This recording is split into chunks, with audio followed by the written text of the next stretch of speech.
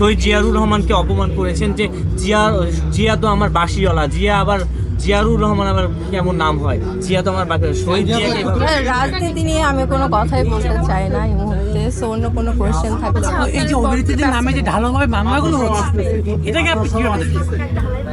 এটা নিয়ে আমি কিছু বলতে চাই না। দেখা গেল আমি কিছু বললাম আর আমার নামে মামলা দিয়ে দিল। সো আমাদের চুপ থাকাই বেটার হবে।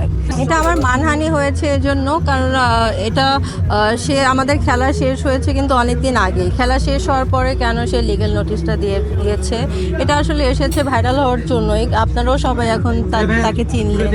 এটা কিন্তু যখন খেলা শেষ হয়ে গিয়েছিল তখন কিন্তু ওই টপিকটা ওখানেই শেষ হয়ে যেতে পারতো, বাট তার জন্য কিন্তু আবার নতুন করে এই টপিকটা আসছে। সো এতে করে আমার মানহানি হয়েছে। আমি মানহানির মামলা করব, 100 কোটি টাকার মানহানির মামলা করব।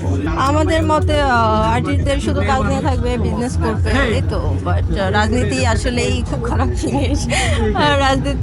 রাজনীতিবিদরা থাকবে রাজনীতি নিয়ে, আমরা কেন থাকবো?